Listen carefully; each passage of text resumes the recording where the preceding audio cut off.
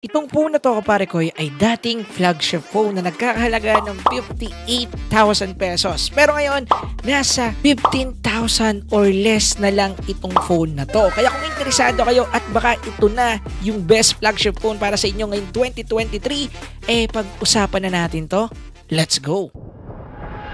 Itong phone na to kaparkoy ay merong display na tinatawag na Dynamic AMOLED and HDR Plus support na rin to kaparkoy, at kung makikita ninyo dito, ito yung reason kung bakit ito naka-Dynamic AMOLED dahil ito ay naka-curved screen. At kung makikita ninyo dito kaparkoy, napakaganda nung kanyang display dahil meron na rin tong WQHD Plus na tinatawag na Wide Quad High Definition dahil nga ito ay naka-curved display. Kaya kung manunood kayo dito or kaya maglalaro kayo ng mga favorite ninyong games, talagang makikita ninyo yung ganda ng graphics. And speaking of games, halos lahat ng supported graphical settings sa mga games ay supported na ng phone na to. Pero pag-uusapan natin yun mamaya. Pagdating naman sa screen size ng phone na to, ito ay naka 6.3 inches kaparkoy. At kung makikita ninyo, itong bezel nito ay tinatawag ng bezel-less dahil talagang less na yung kanyang bezel. At isa to sa pinaka nagustuhan ko sa phone na to dahil nga yung kanyang pagiging curved display plus bezel-less ay talagang mas malaki yung screen na makukuha mo sa kanya. As in yung buong phone ay screen na usually. Unlike na meron lang siyang konting chin sa ilalim pero reasonable yan at hindi naman siya visible usually. At yung kanyang edges ay napakaganda dahil sobrang nipes ng bezels na to. And usually pantay yung mga bezels niya from left and right and up and down. And habang ginagamit ko tong phone na to kapare ko, yung pangarap ko talaga before ng phone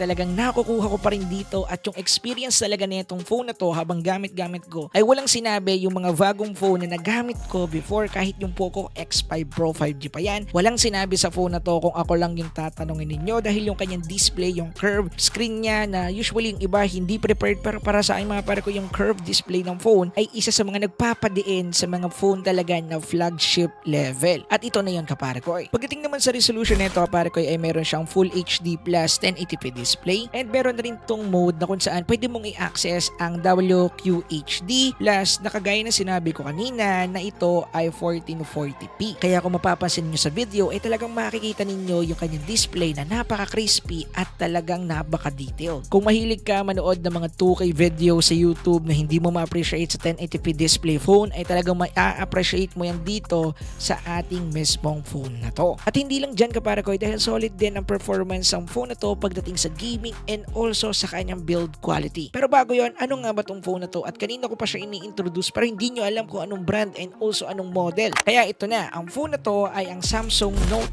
10 Plus 5G at isa to sa pinakamagandang flagship phone hanggang ngayong 2023. So usually, medyo luma na tong phone na to kasi way back 2019 nung August, around 4 years na siya ngayon 2023. At kung titingnan natin to kapare ko sa kanyang age bracket, talagang matanda na itong phone na to. Pero kilala nyo naman ako, hindi ako nakikipag-deal kapare ko nang hindi sulit yung bibilin kong device. At para sa akin, itong unit na to ay sulit, at usually hindi lang itong unit na to. Usually kahit ngayon, ang Samsung Note 10 Plus para sa akin ay goods na goods pa rin. Unang-una, Samsung phone ito kaya alam nating matibay and also quality, and pangalawa, flagship phone to ng Samsung. At alam naman natin na mga flagship phone ng Samsung talagang okay na okay pa rin kahit pang matagalan mo to gamitin. And speaking of pang matagalan, meron pa rin ako natatanggap na software update after kong bilhin itong phone na to kapare ko. Yes, after 4 years, meron pa rin itong software update pero currently hindi siya updated sa kanyang Android 13. Pero for sure magkakaroon tayo ng Android 13 if ever na ibibigay ito ng Samsung sa Samsung Note 10 Plus. So anyway, pag-usapan pa natin ng mas malalim tong phone na to para mas malaman mo kung sulit pa rin ba or talagang pasok pa rin to para sa panlasa mo or sa need mo sa isang device. Let's go! Pagdating sa kanyang build quality ay premium na premium din dahil ito ay naka-glass front na protected ng Gorilla Glass 6 at glass back na protected din ng Gorilla Glass 6 and aluminum frame na usually combo talaga para makabuo ng isang magandang body o build quality sa mga flagship level phone. Ang maganda pa dito, ito ay naka IP68 na dust and water resistant na pwede mong gamitin up to 1.5 meters sa loob ng 30 minutes nang hindi nag-aalala kung siya ba ay masisira. But ang cons dito ay maaaring makabili ka ng refurbished phone na hindi na talaga pwede pagdating sa IP68 na pwede talaga tong pasukin ng tubig, lalo na dahil matagal na rin tong phone na to. And usually yung gamit-gamit kong unit ngayon ay hindi refurbished, wala pang napalitan sa kanya, and lahat to ay original parts, at nabili ko nga pala to sa Green Hills. And kung nagbabalak nga rin pala kayo bumili sa Green Hills kapare ko, nabili ko nga pala tong phone na to sa isang store doon na ang tawag ay Rachel Gadget. So usually ito yung pinaka-trusted na seller ko doon pagdating sa mga Android phone dahil siya yung nabilhan ko ng Samsung Note 10 Plus. And usually kapare ko yung tinesting namin noon, napaka-open forward nila, pina-check nila lahat sa akin, ginamitan nila to ng mga application para malaman na tama yung serial number, pinakita nila na ito yung legitimate, wala pang pinabago, wala pang pinapalitan, and yeah, solid yung servisyo nila doon, hindi snabera yung mga tindera. By the way, hanapin nyo na lang to, si Miss Rachel, yan yun mga kapare ko. Matatagpuan siya sa second floor and yung kanyang stall number is V6. Hanapin nyo lang yan, mayroong mga nakalagay na stall number sa taas. Kung bago kayo, magtanong lang kayo, pagtanong nyo lang yung V6, alam na nila yon. At ipakita nyo lang tong video na to once gusto nyo bumili sa kanya ng phone at bibigyan nila kayo kapare ko ng additional discount bukod sa discount na binibigyan nila sa mga customer nila mismo. Meron pa silang discount para sa mga kapare ko out there na gustong bumili ng mga phone kay Boss Rachel. Kaya ano pa inaantay nyo? Punta na kayo sa Green Hills. Anyway, ngayon mag-resume na tayo. Pagdating sa refresh rate ng phone na to, naka-peak 60Hz lang siya. Kasi noong ginawa naman to ay hindi pa naman masyadong sumisikat ang mga high refresh rate na mas mataas sa 60. Kaya 60Hz pa rin siya. But don't worry, standard naman ng 60Hz, maganda pa rin siya gamitin kapare ko. Pagdating naman sa kanyang special features ay hindi to mawawala sa mga Samsung phone, yung kanyang stylus pen. Meron siyang built-in stylus pen dito na napakaganda and responsive kapare ko. Pwede mo siyang gamitin kapag meron kang isa-sign na contract or kaya gusto mo mag-drawing, magsulat, or kaya gamitin siya sa pag-open ng application, pag-browse sa internet, or kaya panonood ng YouTube videos. Yeah, pwede mo siyang gamitin pang post and also pang forward. And pwede mo rin siya gamitin to select photos or kaya to edit if meron kang mga editing tools na ginagamit. Editing tools na ginagamit for videos or kaya for photos. Punta naman tayo pagdating sa kanyang gaming performance para malaman natin kung okay nga ba talaga sa gaming itong phone na to. Usually, meron dalawang chipset variant itong phone na to. Usually, para sa USA and China variant ay meron siyang Snapdragon 855 7nm kapare ko. Maganda yung processor na yan. At yung isang variant naman niya is naka Exynos 9825 na 7nm din. Usually, ito ay Samsung processor. And yeah, maganda rin tong processor na to but mas powerful yung Snapdragon 855. At sa pagkakaalam ko ay merong stock si Boss Rachel ng Snapdragon 855 doon sa kanilang shop. I-check na lang ninyo. But usually, maganda naman itong Exynos 9825 na 7nm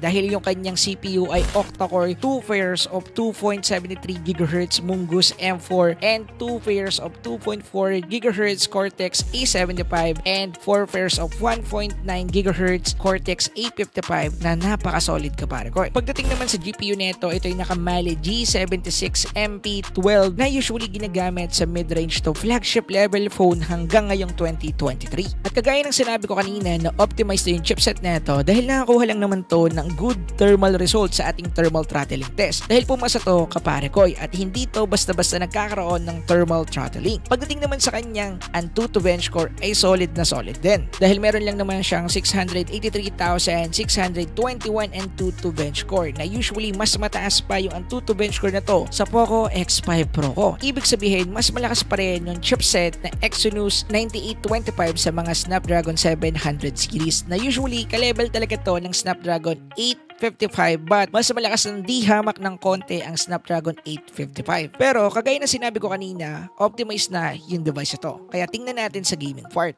Pagdating sa MLBB kapare ko, supported nito ang super and ultra graphical settings. Kaya super dahil nga 60Hz lang yung phone na to, kaya usually reasonable na naman sa part na yun. At pagdating naman sa kanyang gameplay, usually napakaganda ng gameplay nito.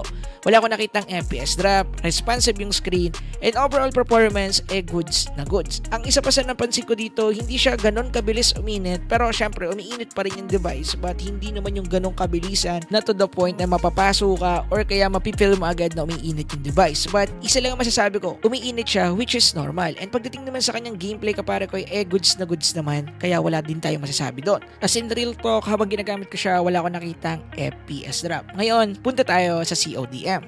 pagdating naman sa CODM, meron tayo ditong graphical quality na very high, and pagdating naman sa frame rate, kaya niya na rin ang max frame rate. At pagdating naman sa gameplay dito sa CODM, same lang din sa MLBB na smooth, at wala akong nakita rin na FPS drop sa paglalaro ko dito. Usually bago ko i-film tong video na to, ay meron naman akong mga common gaming test sa kanya. Usually naka-anim na gaming test din ako, pang-anim ko yun dyan sa video na yan, and then yeah, same lang din, wala akong nakitang issue, wala akong nakitang problem, talagang smooth and 60 FPS maintain itong game na to. And for sure nakita rin ninyo na meron tayong gyroscope dyan. Yes kapare ko, dahil solid din yung gyroscope na itong phone na to, kaya for gyroscope user dyan, mapapakinabangan ninyo to kapare ko dito sa Call of Duty Mobile. Ngayon, pasok naman tayo sa Genshin Impact. Pagdating sa Genshin Impact, surprisingly, na kaya niyang i-handle ang highest graphical settings. Ibig sabihin, max out lahat ng graphical settings ng Genshin Impact. But, mas maraming FPS drop doon. Mas playable siya sa high and medium graphical settings ng ating Genshin Impact. But mas recommended ko ang high or kaya medium. It depends sa'yo. Pero dito sa gameplay na to, naglaro ko dyan in high graphical settings at less na lang dyan yung FPS drop. Pero meron pa rin paunti-unti. Pero pag sinagad ko siya sa medium graphical settings, mas smooth siya and hindi siya nagkakaroon ng FPS drop. Pero sayang kasi yung ganda ng screen nito. Kaya mas pinili ko na isakripisyo yung common FPS drop na konti-konti lang naman na makikita mo sa high graphical settings nito, which is good pa rin naman pagdating sa performance.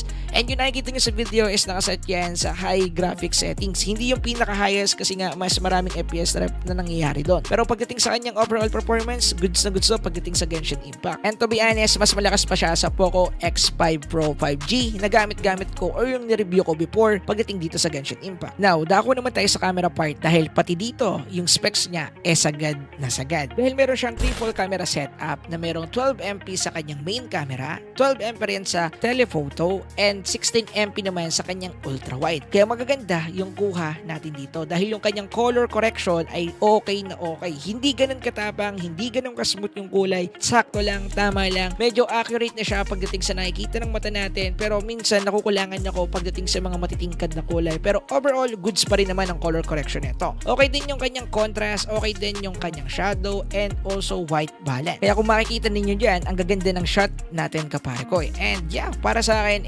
okay na tong mga gantong shots pagdating sa smartphone. Pagdating naman sa video nito kapare ko, kaya nito ang 4K at 30 and 60 FPS. Yes, for the first time ko lang makapag-review ng phone na kaya ang 4K at 30 and 60 FPS. Usually nasa 30 FPS lang yan. Pero itong phone na to, 4K at 30 and 60 FPS, kaya niya rin ang 1080p at 30 to 240 FPS in slow motion mode and 720p at 960 FPS and slow motion mode. Naka HDR10 plus support na rin to kapare ko, kaya talagang okay na okay yung kanyang video quality. At gaya ng mga nakikita nyo sa ating sample clip sa pinapublish ko kanina, ay okay na okay yung kanyang mismong quality. Lalo na sa kanyang 1080p at 60 FPS and 4K at 60 FPS, smooth na smooth yung kuha nito dito. At makikita nyo naman yan dyan kapare ko. Pagdating naman sa kanyang selfie camera, meron tayo ditong 10MP kapare ko, at kaya na itong mag-shoot at 4K at 30 and 60 FPS also, which is napakagandang specs para sa isang Samsung phone. And usually, yung 58,000 SRP nito before, talagang worth it pagdating noon. Hanggang ngayon, worth it pa rin dahil kung mabibili mo lang to ng 15,500 tapos magkakaroon ka pa ng sale kapag pumunta ka dun kay Ma'am Rachel,